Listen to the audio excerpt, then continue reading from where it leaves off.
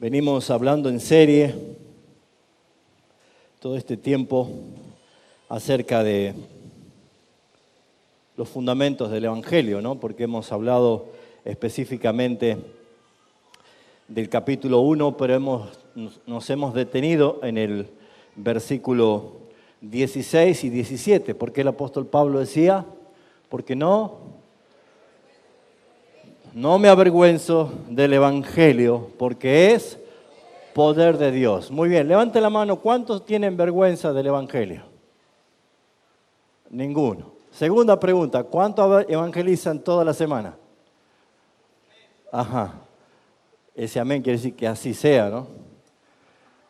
Encontramos una disparidad. Dame acá, por favor. Encontramos acá algo que no encaja, ¿no? En nosotros, y nos podemos llegar a preguntar por qué si el Evangelio es tan aceptado por los evangélicos, ¿por qué es tan poco vivido por los evangélicos? No sé si usted se preguntó esto. Es como que alguien se identifique con un equipo de fútbol, con un partido político, con un cantante favorito, y no escucha sus canciones, no va a ver un partido de su equipo. Algo no encajaría si nuestra pasión está dirigida hacia algo, pero resulta de que no lo practico. Entonces, ¿por qué el Evangelio no es visto con frecuencia en el comportamiento cristiano? Porque venimos hablando acerca de que Pablo tenía muchos motivos para sentirse avergonzado. Porque era un evangelio ¿cómo? Difícil de creer. Era un evangelio ilógico, no se abrazaba en la esquina con la razón, y los dos destinatarios, judíos y griegos, tenían suficiente motivo para burlarse de Pablo. Para los judíos, Jesús no era posible que ese pobre Galileo sea el Mesías que ellos esperaban. Y para los griegos era un chiste, algo cómico pensar de que ese pobre carpintero que murió en una cruz, la más vergonzosa cruz, era nada más y nada menos que Dios encarnado. Entonces tenía suficientes motivos para avergonzarse. Sin embargo, él no se avergonzó del Evangelio. Y hemos visto también por qué, hemos visto cuál era el poder del Evangelio. Y que hemos dicho que era la máxima expresión del poder de Dios, porque si bien es cierto, Dios creó todas las cosas por la palabra, el Señor lo hizo, Él dijo sea y fue hecho. Ese poder ni hilo significa crear algo de la nada.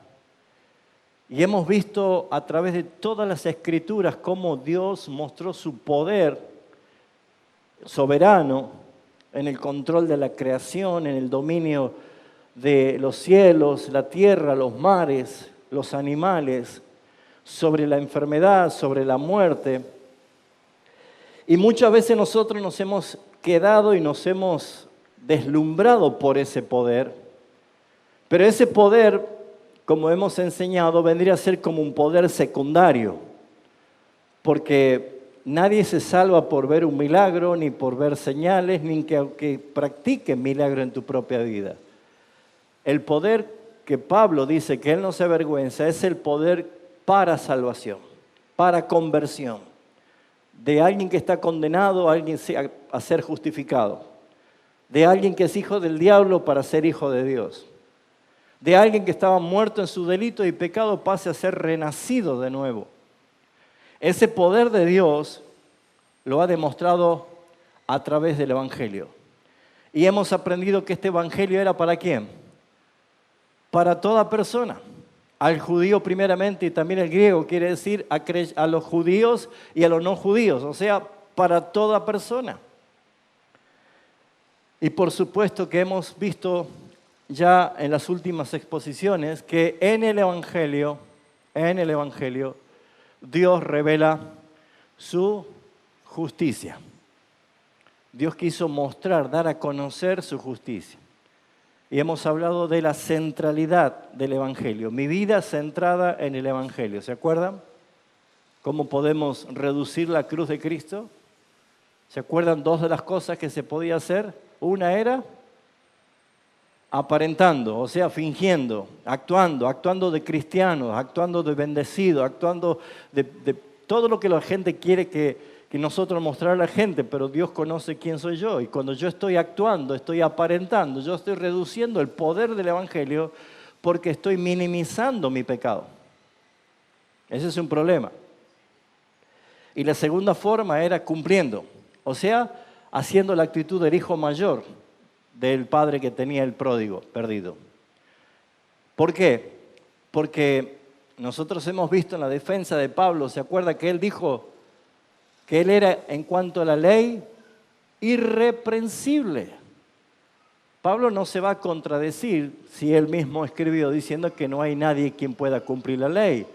Entonces lo que podemos entender de todo esto es que los fariseos, al no poder cumplir la ley de Dios, inventaron sus propias leyes para poder cumplirlas. Y lo mismo hace el evangélico hoy en día, inventa sus propias reglas para que entonces su conciencia diga qué buen cristiano sos.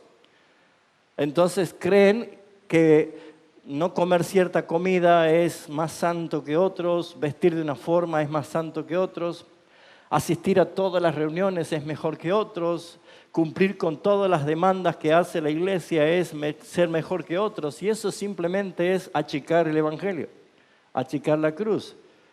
Porque cuando yo estoy haciendo eso, no solo minimizo el pecado, sino que también minimizo el poder de Dios. ¿Por qué debemos vivir una vida centrada en el evangelio? Porque lo que yo no puedo, Cristo lo ha logrado. Él vivió por mí, Él murió por mí, Él me representa delante del Padre y lo hace por amor. Por lo tanto, mis hermanos, hablando de este evangelio, la cual nosotros decimos, yo no me avergüenzo, pero ¿por qué no he visto con frecuencia el comportamiento de los evangélicos que debería dar el evangelio? Porque como hemos enseñado, el evangelio no es la puerta para mi salvación, sino que es todo el camino. Si usted dice, yo cuando me convertí conocí el evangelio hace 30 años, pero ya no, porque eso era para el momento de mi conversión, pues déjeme decirle que está equivocado. El evangelio es para todos los días. Porque un día que usted se olvide que ha sido salvo por gracia, va a querer ser usted méritos para alcanzar esa salvación. Un día que usted haga las cosas que cree que se merece ir al cielo, es cuando usted se olvidó del evangelio. El evangelio te hace ver que vos y yo somos pecadores esperando la glorificación. Aunque ya somos salvos, estamos siendo salvados y esto se va a culminar el día del Señor, como dice Filipenses 1:6. El que comenzó la buena obra en vosotros, la va a terminar un día en forma perfecta. Pero si yo me olvido del evangelio, comienza a haber autosuficiencia, comienza a haber orgullo, vanagloria, y creo yo que estoy haciendo éxito por mis méritos. Y déjeme decirle que cuando más conozco del Señor, más pequeño me hago yo y más grande se exalta la figura de Cristo. Todo lo contrario. Así que yo quiero en esta mañana tomar 7 versículos para hablar de 7 principios de por qué el evangelio es poderoso. Porque si no entendemos estos principios, lo único que vamos a hacer nosotros es correr detrás de una utopía. ¿Saben lo que es una utopía? ¿Se imaginan qué es esto? Es un proyecto, es un deseo, es un ideal, es algo que nosotros nos fabricamos, algo atrayente, algo beneficioso, algo generalmente bueno, pero que es improbable que eso suceda. Utopía. Eso es una utopía. Y probablemente termine en fracaso. ¿Alguna vez usted tuvo delante suyo algo que después se dio cuenta que era una utopía? Que era un buen plan, algo atractivo, algo realmente beneficioso, que iba a traer muchos provechos, pero era improbable que suceda. Bueno, tal vez le voy a dar un ejemplo que es, ahí va a decir, sí, una vez tuve utopía. Porque, por ejemplo, ¿a quién en la calle va caminando y no le atrae en la concupiscencia escuchar que hay un pozo vacante de 140 millones de pesos? ¿Tú qué irías? ¿Ya entendió? Entonces usted dice, Señor, perdóname esta tentación, y compra 2 boletitos y ahí lo tiene pegado en la heladera, ¿no? ¿Sabe qué es eso? Utopía. ¿Sería bueno tener ese dinero? Sí. ¿Solucionaría muchos problemas? Sí. ¿Cambiaría la casa? Todo, sí. ¿Traería muchos beneficios? Sí, pero es muy improbable que eso suceda. ¿Se entiende? Si usted ve el Evangelio como una utopía, usted está perdiendo el tiempo como evangélico, porque no entendió el Evangelio. Nosotros no corremos detrás de las bendiciones, nosotros estamos dentro de la bendición más grande que se llama Jesucristo. Y el Padre dijo, toda bendición está en Él. Y si usted está en Él, lo tiene todo. Si está fuera de Él, no tiene nada. Lo demás va a ser utopía. Por lo tanto, mis hermanos, los quiero llevar en este momento a que usted se haga esta pregunta. ¿Por qué el Evangelio no es visto con frecuencia en mi vida? ¿Será porque se desconoce de qué es el Evangelio realmente? Muchos creen que el Evangelio se reduce simplemente en algún momento de su vida a compungirse y arrepentirse y repetir una oración y eso es todo. Pero ¿qué es realmente el Evangelio? ¿Por qué somos permanentemente como cristianos confrontados al gran mandamiento? Vayan y prediquen el Evangelio. Ustedes no han sido salvados para otra cosa. Han sido salvados para predicar el Evangelio de Jesucristo. Si usted tiene otros proyectos que no es ese, se llama utopía. Usted ha sido salvado para anunciar las virtudes de aquel que te sacó de las tinieblas a su luz admirable. Punto. Fin de la cita. Nosotros debemos entender, mis hermanos, es que si la Escritura nos transmite lo que la palabra de Dios quiere que nosotros reconozcamos y conozcamos, pues entonces vamos a poder vivir, permítame la nueva terminología, en cristopía. Porque si la utopía es algo improbable que suceda, en Cristo todo ya ha sucedido. Gracias por ese entusiasmo, hermano. Ya lo tiene todo, hermano. No busque, no corra detrás de usted. ¿No se da cuenta que la misma palabra dice que la obediencia haría que las bendiciones vengan detrás de ti y te alcancen? Y cuando usted mira las bendiciones fuera de Cristo, va a andar corriendo detrás de las bendiciones. Pero si usted ve todas las bendiciones en Cristo y usted está en Cristo, ¿dónde va a correr? Ya te alcanzó. Amén. Romanos capítulo 1, versículo 1 al versículo 7. Vamos a ver estos 7 versículos donde vamos a extraer rápidamente 7 principios. Comienza la carta diciendo: Pablo, siervo de Jesucristo, llamado a ser apóstol para el Evangelio de Dios,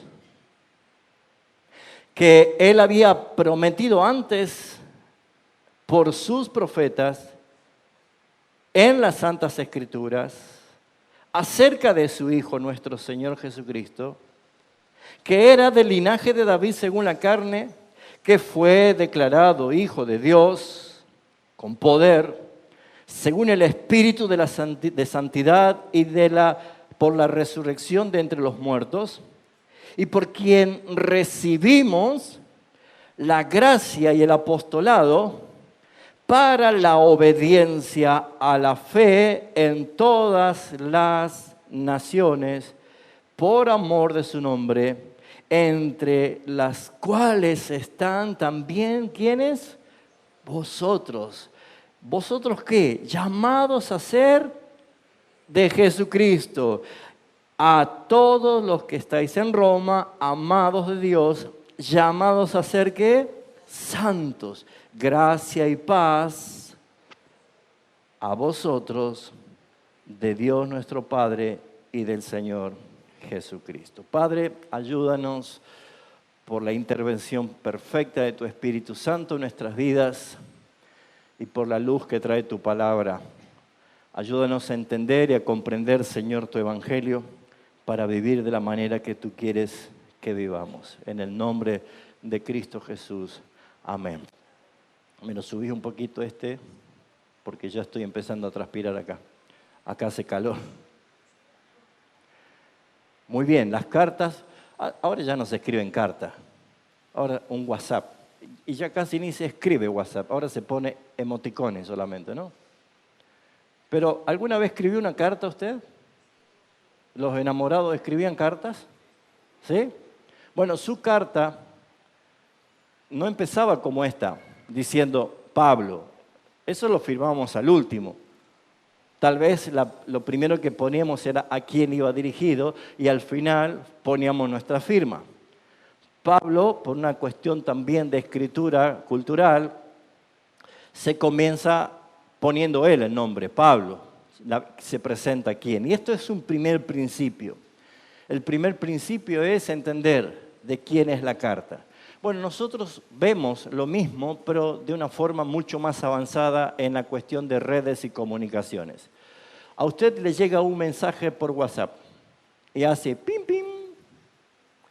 Primera notificación. Segundo, ¿qué hace? Ve quién es el que le envía. Y tercero, si le interesa, lo lee. Si no, lo deja allí. ¿Sí o no? Bueno, ¿qué pasa si hace pim, pim? Y usted dice apóstol Pablo. ¿Le va a clavar el visto nada más o va a leer un poquito? Bueno, mis hermanos, la ventaja que tiene este tipo de modalidad de carta, de escritura, es que si se presenta quién es el que va a escribir, creo que va a llamar la atención y para prestar mucho atención. Y Pablo, aquel perseguidor de la iglesia llamado Saulo de Tarso, es el que tuvo la máxima experiencia como el último de los apóstoles para hacer algo trascendental en la historia de la humanidad. Porque Pablo, según lo que es inteligencia artificial, entre los hombres más influyentes del mundo en la historia de la humanidad, por supuesto está Jesucristo como uno de los principales, o el principal, pero Pablo está en el quinto lugar, entre muchos otros, ¿no? Y usted podría decir, ¿por qué realmente esto ha pasado? Simplemente porque las cosas que él escribe, enseña, él mismo dice, yo no las recibí ni de los apóstoles que eras antes que yo, ni de ninguna otra persona, ningún ser humano, sino que yo lo recibí directamente del Señor Jesucristo. Lo que yo recibí del Señor es lo que yo les enseño a ustedes. Ese apóstol que estuvo en el tercer cielo, ese apóstol donde vio cosas y oyó cosas que no le es dado al hombre conocer, el que le ha puesto un aguijón en la carne, el Señor, para que él no se llene de orgullo y soberbia por todo lo que conocía y sabía, es el que escribe esta carta. Por lo tanto, este primer principio comienza mostrando que el apóstol Pablo muestra la primera enseñanza para nosotros. En cuanto al Evangelio, número 1, en cuanto al Evangelio, ¿cuál es la primera enseñanza? ¿Quién se hace cargo del Evangelio de Jesucristo? ¿Quién se va a hacer cargo del Evangelio? Yo, Pablo. Sería bueno que nosotros aprendamos que aún las salutaciones nos enseñan a nosotros. Y el apóstol Pablo no está diciendo solamente que es el encabezado de una carta, sino que el principio que resalta acá es quién se va a hacer cargo de este evangelio. Y nosotros vamos a decir, el hermano Juan, porque él es evangelista y él es... No. Es fácil señalar a otro. ¿Quién se va a hacer cargo del evangelio? Es exactamente lo que le preguntó al profeta Jeremías. Es exactamente lo que le preguntó al profeta Isaías. Es exactamente la misma pregunta que el Señor hace a través de toda la historia, preguntando, ¿quién irá? ¿Quién irá? ¿Quién se hará cargo? ¿Quién tomará este desafío? La pregunta es, ¿estás dispuesto a hacerte cargo del Evangelio? ¿Estás dispuesto a decir, yo Raúl, yo Cecilia, yo Cristian, yo lo haré? El Evangelio debe ser no solamente predicado verbalmente, sino portado vívidamente. Debemos vivir una vida marcada por el Evangelio. Debemos vivir una vida centrada en el Evangelio. Por eso es que el Evangelio según lo podemos entender, y más poniéndose Pablo como modelo, no es para cobardes, no es para aquellos que retroceden, no es para aquellos que tienen cobardía de hacerlo. Por eso no para servicios secretos, sino para ser luz en la oscuridad. Es para ser visto por todos. Esa razón en la cual vemos nosotros de que viene el ocultamiento del Evangelio es porque tenés temor al hombre, miedo al que dirán, a perder rango en el círculo donde te rodeas. O sea, estás caminando por el aparentar. Porque estás defendiendo una imagen que no lo sos, estás mostrando a alguien que no eres. Cuando has entendido lo que Pablo entendió y lo escribió y lo dijo en Gálatas 2:20, es que con Cristo estoy juntamente crucificado, que ya no vivo yo, que Cristo vive en mí. Y si ustedes ven vida en mí, en la carne, no la vivo por mí mismo, sino por Cristo que está en mí. Por eso, mis hermanos, Pablo dice que Dios no nos ha dado espíritu de temor, de cobardía, sino de ¿qué? Poder, amor y dominio propio. Así que, mis amados hermanos, yo, Pablo, ¿se anima usted a decir su nombre? Yo, fulano. Usted ha sido llamado para anunciar su mensaje. Usted ha sido salvado para anunciar su mensaje. ¿Por qué Nicodemo no podía hacerlo? Porque no había nacido de nuevo. ¿Y por qué no podía hacerlo? Porque al no nacer de nuevo, él no podía ver el reino de Dios. Le estaba velado. No podía entrar al reino de Dios. Estaba restringido. No podía vivir el reino de Dios porque estaba exiliado, apartado. No podía disfrutar del reino de Dios porque era intruso. No podía disfrutar del rey porque no era su súbdito. Por esa razón, nosotros debemos entender que el llamado, que comienza en el versículo 1, dice Pablo, y comienza diciendo, siervo de Jesucristo. No saca chapa de ser inmediatamente apóstol, sino dice, siendo siervo, fui llamado a ser apóstol. Siendo siervo, siendo esclavo, siendo un súbdito, estando bajo su autoridad, bajo su señorío, bajo su poder, bajo su reino. Entonces el Señor me llamó. Porque cuando alguien no está bajo autoridad, hace abuso de autoridad con los demás, porque no entiende lo que es la autoridad. Así que la palabra siervo es la palabra doulos, que literalmente significa esclavo. Y déjeme decirle, mis hermanos, que nos conviene a nosotros identificarnos como esclavos de Jesucristo y no como esclavos de Satanás, del reino de las tinieblas. Porque, mis hermanos, el verdadero creyente manifiesta su agrado, su deleite, su placer, su identidad de ser llamado esclavo de Jesucristo. Porque seguramente si alguien te dice, hola esclavo, ¿cómo estás? Te vas a ofender. ¿Qué me decís esclavo? ¿Sí o no? Qué contraste con viva la libertad, ¿no?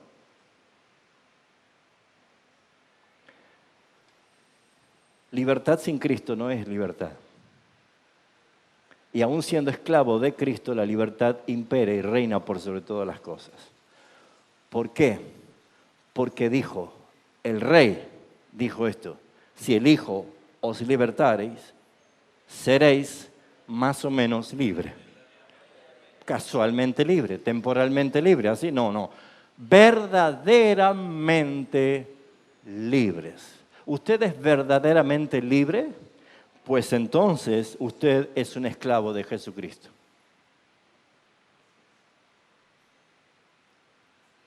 Levante la mano los esclavos, bien arriba. Diga, soy orgullosamente esclavo de Cristo. Bueno, entonces los esclavos tienen derecho. ¿Pueden cuestionar un mandamiento? ¿Pueden negarse a obedecer? Entonces es una utopía decir yo soy libre, pero soy esclavo. Amo el Evangelio, pero no evangelizo. ¿Cómo es entonces la ensalada del asunto? En el versículo 1 encontramos que aquellos que se hacen cargo del Evangelio se identifican como siervos, doulos, esclavos de Cristo, entonces están dispuestos al llamado al servicio. Por eso dice llamado. Demuestra el propósito, la misión encomendada. Fuiste llamado con llamamiento santo. Fuiste llamado. Y no solo eso, Pablo añade algo más en el versículo 1. ¿Qué otra cosa? Dígalo fuerte. Apartado para el Evangelio de Dios. Mire, si usted tiene lapicera, subraya esa parte porque te está hablando directamente a ti el Señor. Apartado, santificado, sacado, separado del mundo, separado de la esclavitud de las tinieblas para el Evangelio de Dios. Principio número 1. Comprometido, encomendado, juramentado, pactado. No hay alternativa, hermanos.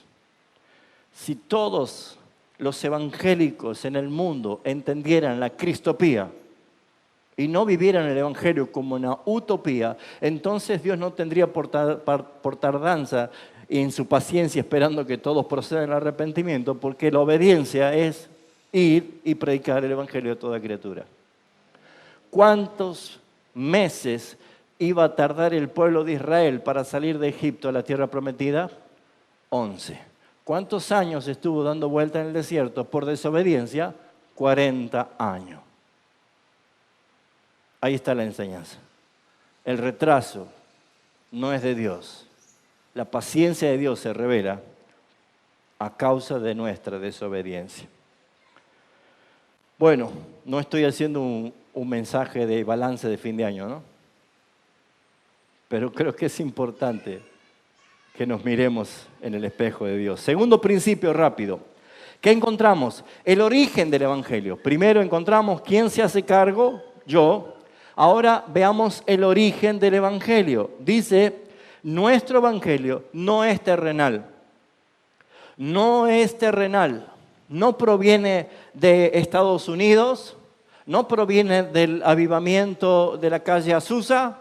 No proviene de la reforma de Martín Lutero, no proviene de ninguna parte del mundo. Nuestro evangelio, el que fuimos llamados a evangelizar, el que tenemos la responsabilidad de predicar, no es terrenal, no es inventado por el hombre, no es planificado por el hombre, no es pensado por el hombre, porque el hombre no pensaría algo que es una locura para el hombre. El hombre pondría sentido, razonamiento lógico y le buscaría la estratégica para llegar a convencer a alguien. Pues déjeme decirle que el Evangelio, la procedencia, el origen del Evangelio es de los cielos. Proviene directamente del corazón misericordioso de Dios. Por eso ustedes lo encuentran acá en el versículo 1. El Evangelio de Dios. El Evangelio de Dios. Por esa razón, la palabra de Dios fue escrita. Por eso la palabra de Dios tiene autoridad. La palabra de Dios es la voz de Dios que usted la tiene escrita allí en sus manos. Y mis amados, esa palabra que usted tiene allí en sus manos se llama palabra viva. Y la palabra viva, según Hebreos 4:12, ¿qué dice? Que la palabra de Dios es viva y es eficaz y es más cortante que toda espada de dos filos. Penetra hasta lo más profundo del ser. Por eso, mis hermanos, al ser el Evangelio ratificado en las Escrituras, porque el Evangelio ha sido dado a conocer en la palabra, en las Escrituras, yo tengo claramente que si está aquí, viene del corazón de Dios, no viene del hombre.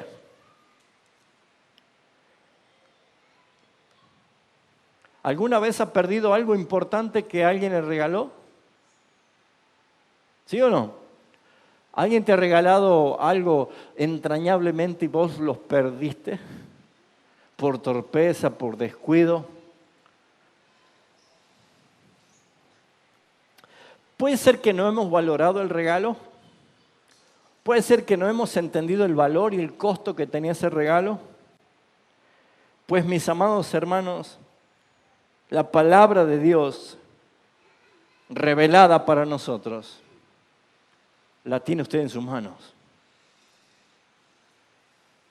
Y no leerla es cerrar sus oídos a la voz del Señor.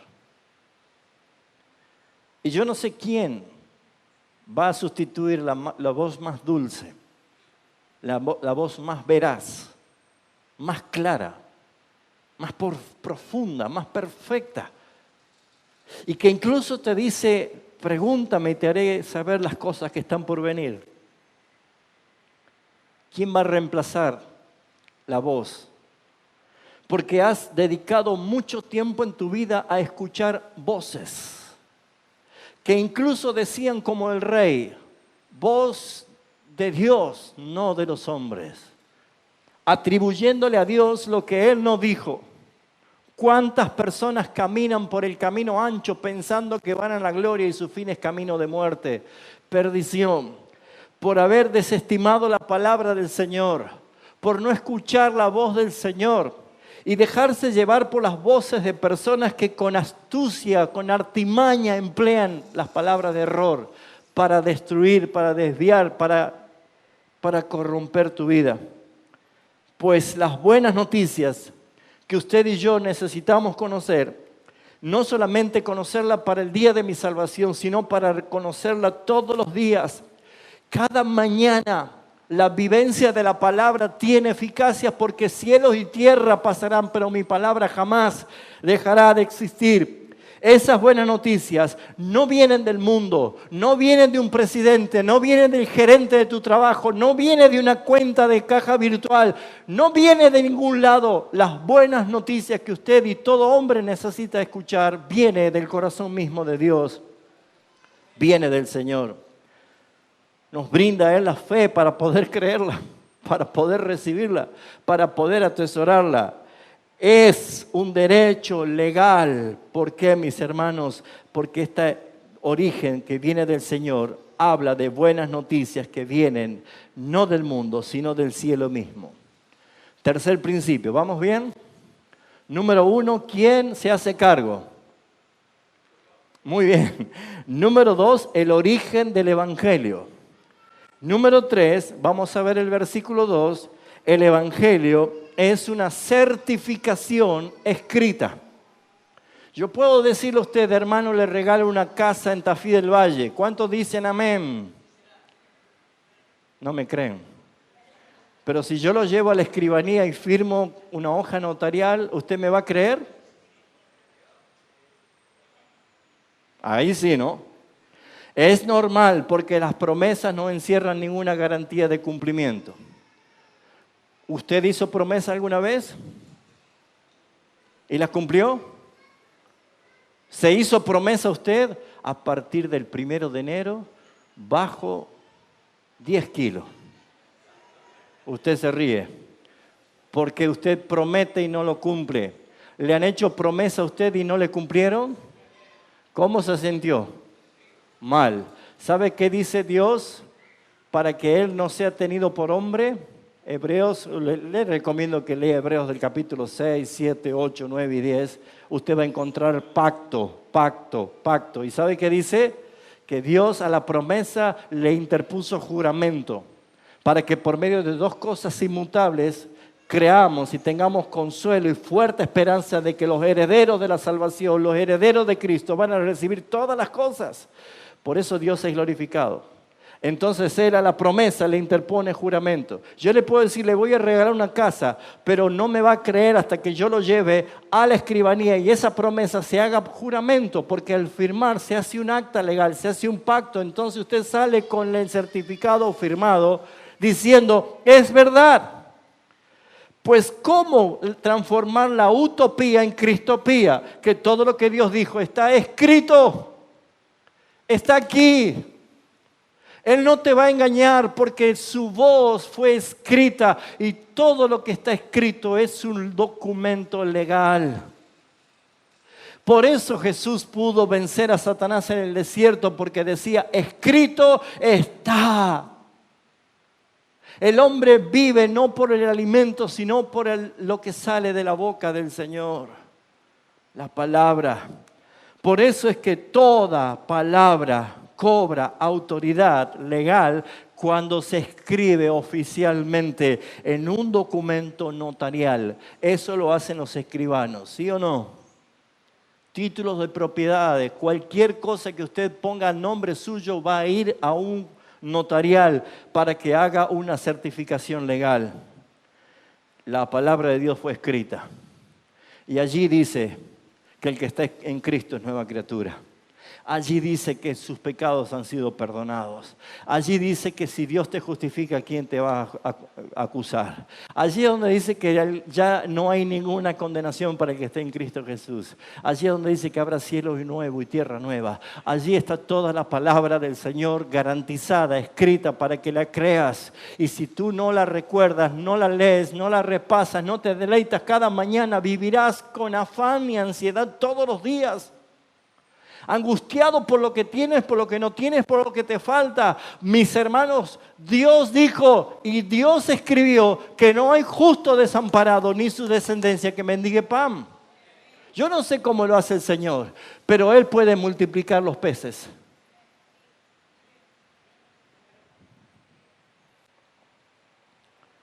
Por eso, mis hermanos, el Evangelio es una certificación escrita. Al ser el Evangelio ratificado en las Escrituras, nos brinda a los que tenemos por la fe en Jesucristo, la confianza, un derecho legal a ser llamados hijos de Dios. Adopción. Amén. Mas a todos los que creyeron. Juan 1:12. Y a todos los que le recibieron, Dios le dio potestad, derecho legal, autoridad de ser llamado hijo de Dios. Y si hijos, herederos juntamente con Cristo de todas las cosas. ¿Por medio de qué? De la adopción. Pues mis hermanos, no fue escrito en una escribanía, sino con la propia sangre de Jesucristo. Gloria al Señor. Garantizando para siempre esa redención. Tanto el Evangelio y nuestros nombres están escritos en el libro. Aleluya.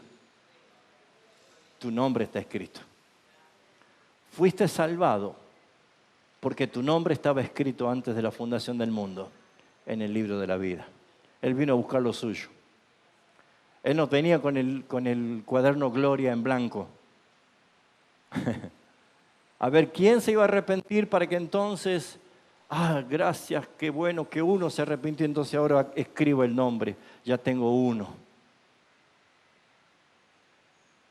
En tu libro estaban escritas todas aquellas cosas que luego fueron formadas, sin faltar una de ellas.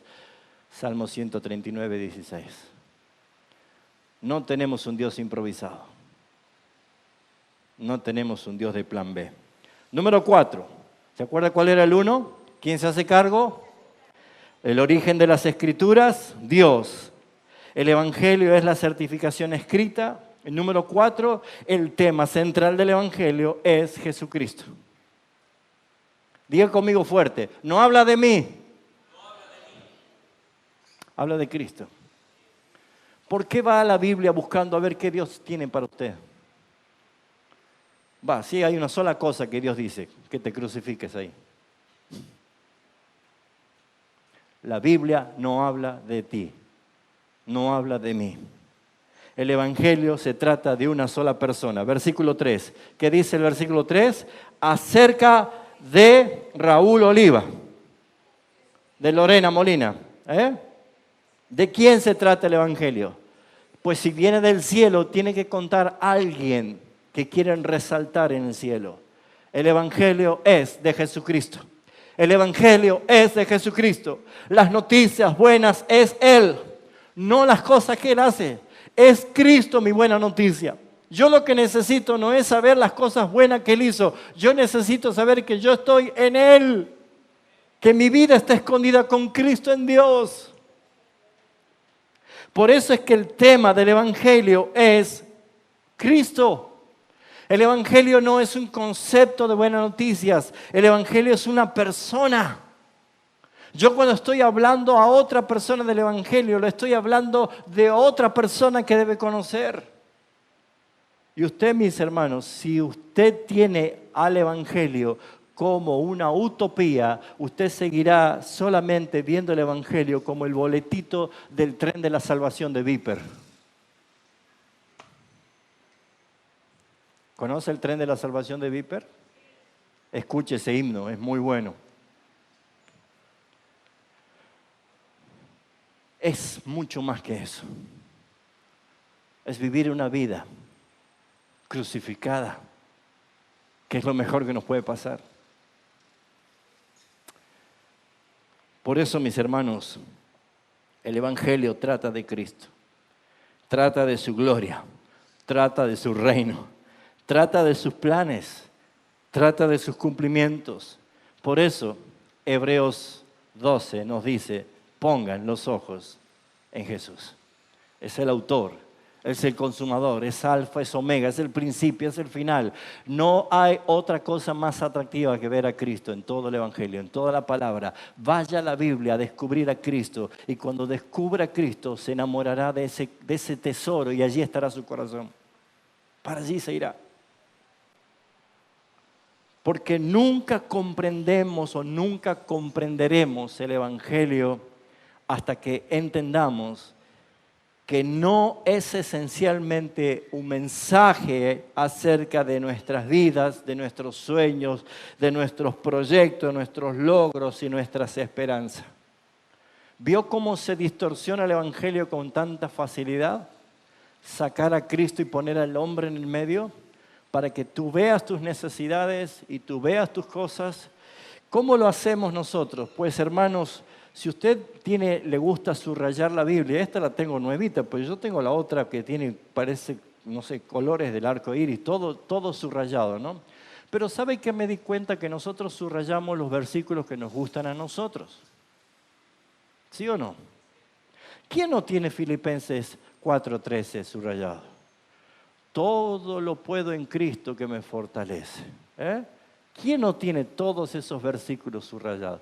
Porque a nosotros nos gustan subrayar las cosas que nos gustan a nosotros.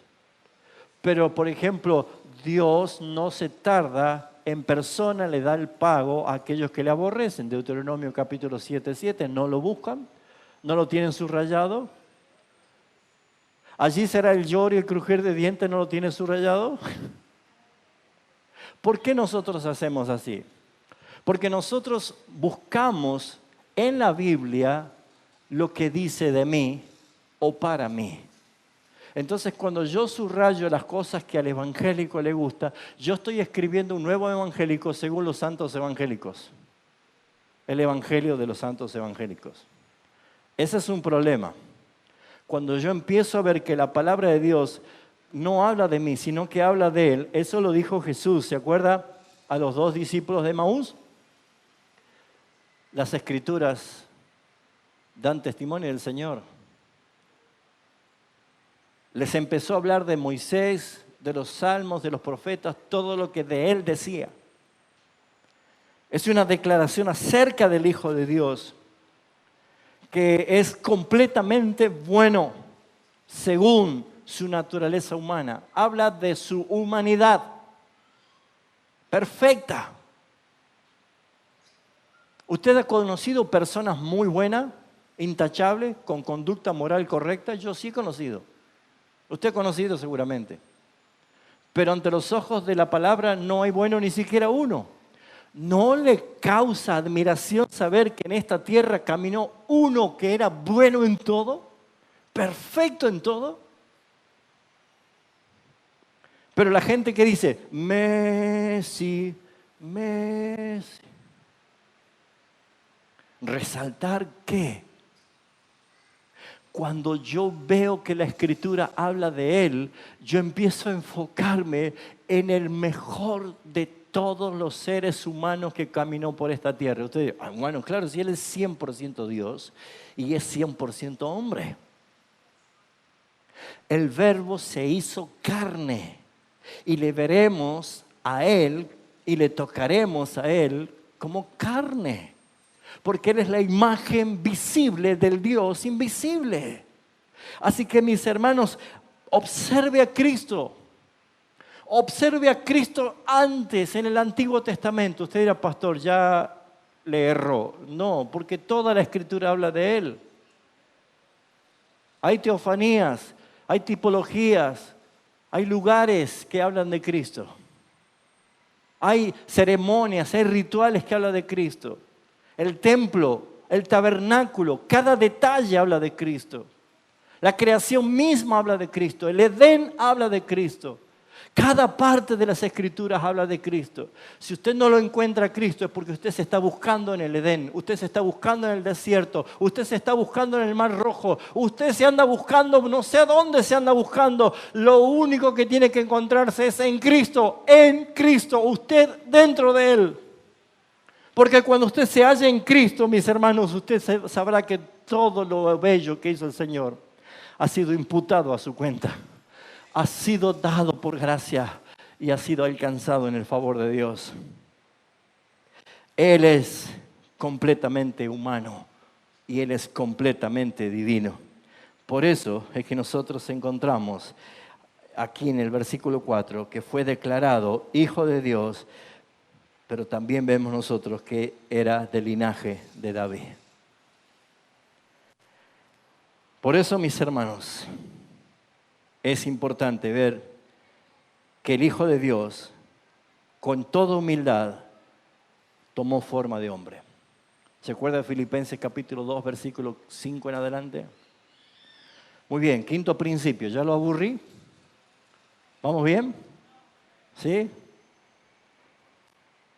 ¿Le hago repetir de nuevo todo o no? ¿Se van a acordar? Número 1, ¿quién se hace cargo? Número 2, ¿cuál es el origen? ¿De dónde viene? De Dios. Número 3,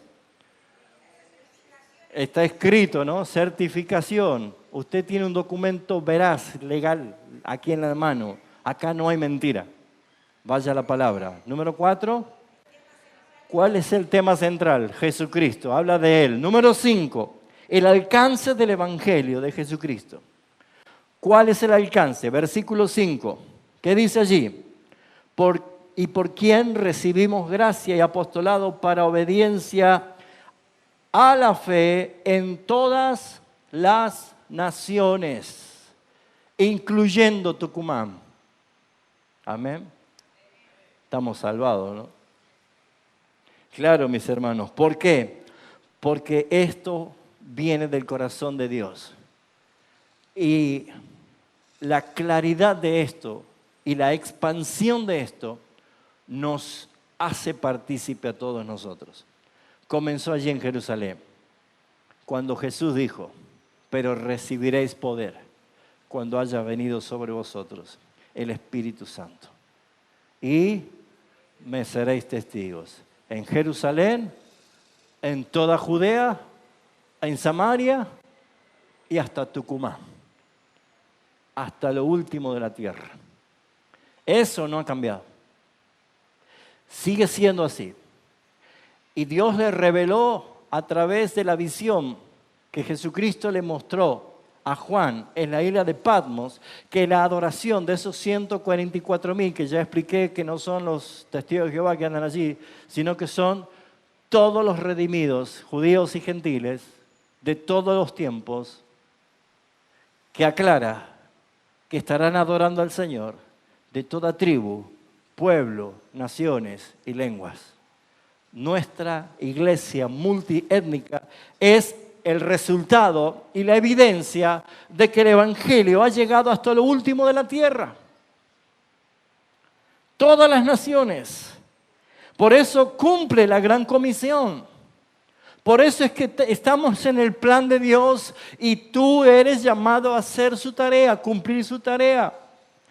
Busca mi reino y estas cosas o las demás cosas serán añadidas. Encárguese de sus cosas, Dios se encarga de las suyas. No pierda el tiempo en las suyas porque entonces no estará haciendo las cosas que ha sido salvado. El propósito y el motivo es el Señor salvarte para que tú hables de Cristo, para que tú le muestres a Cristo. Comienzas por tus familiares, por tus parientes, por tus vecinos, por personas que no conocen. Por eso es que hay un pueblo escogido. Es llamar a las naciones a que vean al pueblo santo de Dios, a la nación santa del Señor, llamados por su evangelio. Por eso es que la necesidad de predicar a todas las naciones y a toda criatura se hace cada vez más imperativo cuando se está llegando al final de la historia. ¿Cuántos saben que estamos ya en el tiempo final? Comenzó desde que Jesús ascendió, pero cada vez estamos más cerca de escuchar esas trompetas. Y ¿sabes? Un día vamos a tener que rendir cuenta. ¿Qué hicimos con esta semilla preciosa que nos ha dado? ¿La pudiste sembrar? Sexto punto. El propósito del evangelio. El principal propósito está también en el versículo 5, la cual vemos nosotros que dice, para la obediencia a la fe. Para la obediencia a la fe. ¿Qué quiere decir con esto, mis hermanos? Que el principal motivo del Evangelio de Jesucristo es llamar a la obediencia a la fe. Por naturaleza, ¿cómo éramos nosotros? Desobedientes. Ya no somos desobedientes. Todavía está la naturaleza. Pero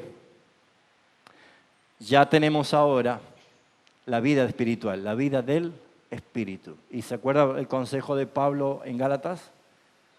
Andad en el Espíritu y no le den lugar a los deseos de la carne. La carne es contra del Espíritu y el Espíritu es contra de la carne. Hay una batalla allí. Por lo tanto, déjeme decirle que si ustedes van a querer hacer las cosas del Espíritu en la carne, van a siempre desobedecer. ¿Sí o no? Cada cosa en su lugar. ¿Yo puedo comer una hamburguesa en el baño? Sí, ¿no es cierto? Pero no puedo ir al living a hacer lo que hago en el baño. No.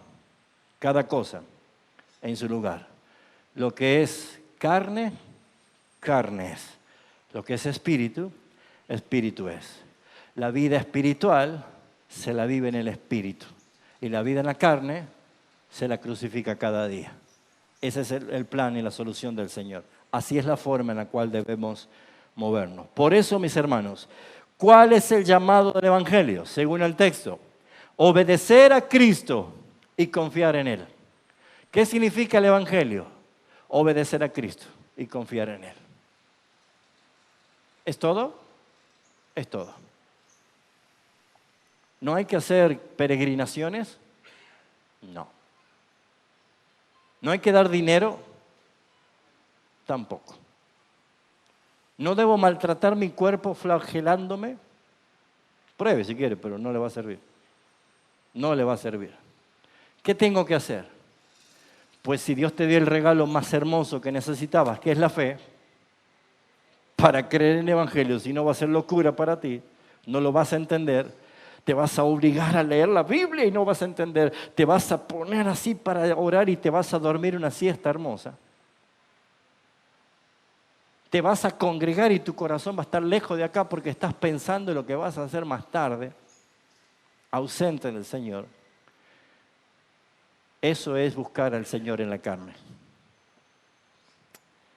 El propósito es obedecer a Cristo. Él lo hizo por ti. Y confiar en Él. La obra está consumada. Ya lo hizo el Señor. Amén. Por amor de su nombre. Gloria al Señor. Tan precioso es. ¿Qué significa servir en obediencia de la fe? Veamos dos cosas.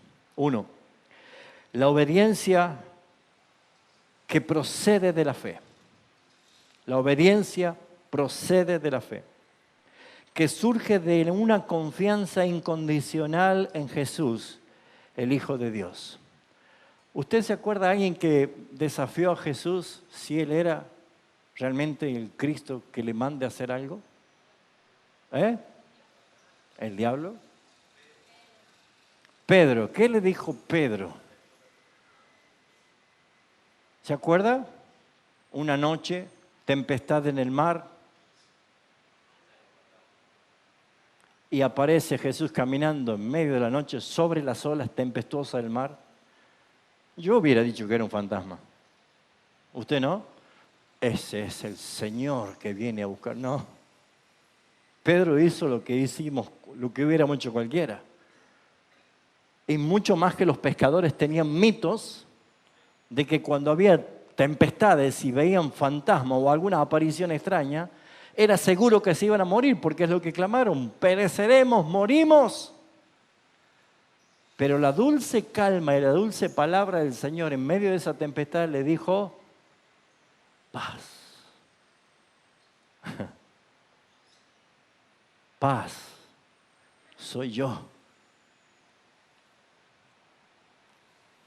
Él no tomó Uber, no tomó un Didi, se vino caminando sobre el agua, ¿no? En plena tempestad. ¿Y Pedro qué le dijo? Si eres tú. Había que decirle, ¿no? Y obviamente el Señor, sabiendo que Pedro era un hombre carnal, incrédulo, un hombre torpe, le dijo: Pedro, no vas a poder, te vas a hundir apenas bajes de la balsa. No, ya voy yo. ¿Así le dijo? ¿Qué le dijo? Ven.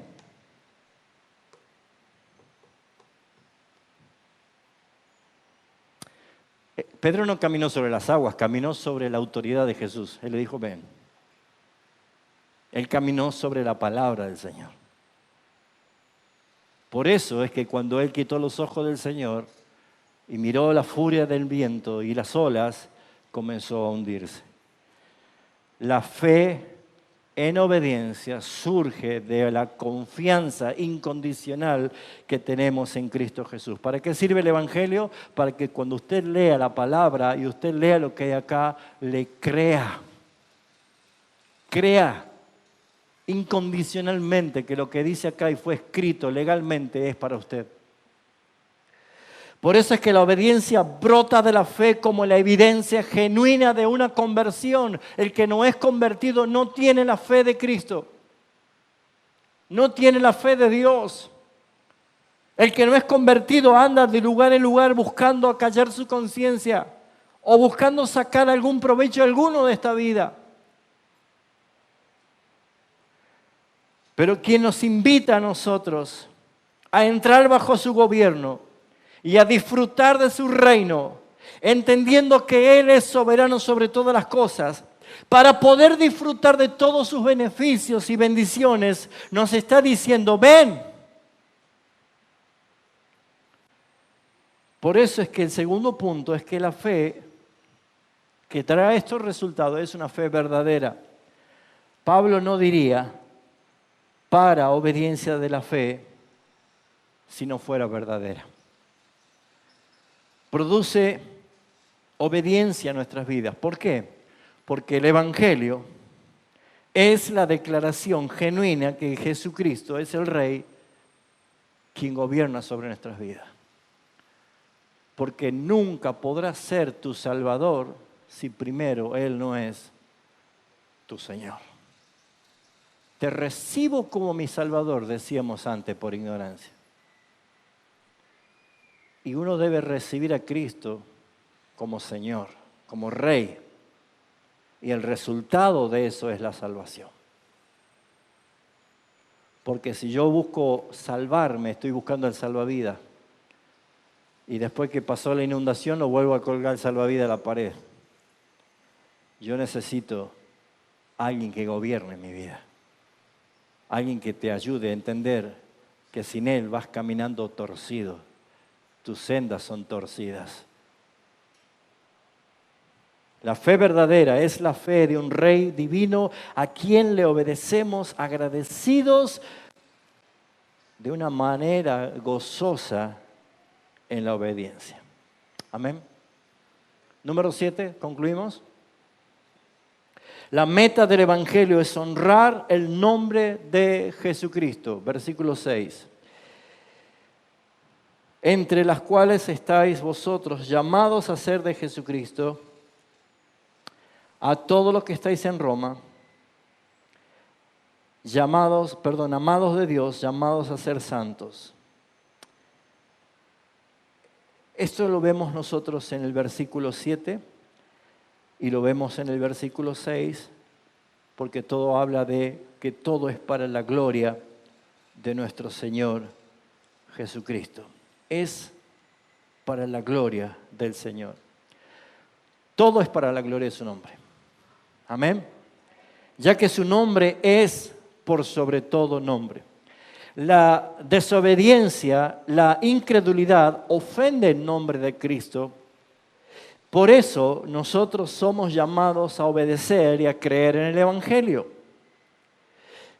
Porque si nosotros vivimos así, vamos a entender por qué dice el versículo 7, llamados a ser santos, llamados a ser de Jesucristo. Es identidad. Él te llamó para que te muestres como Cristo. Si lo digo de una forma incorrecta va a sonar mal, pero yo diría que todos somos Cristo. No que tú eres Cristo. Todos somos uno en Cristo.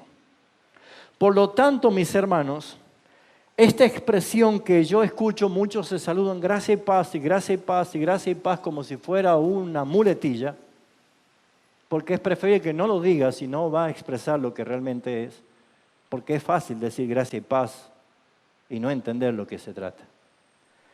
Mis amados hermanos, la gracia y la paz que dice Pablo a vosotros es la expresión de nuestra fe.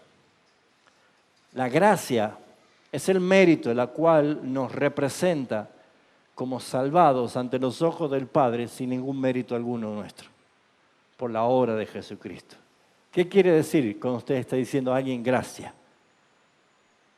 La gracia del Señor. ¿Qué está diciéndole usted al hermano?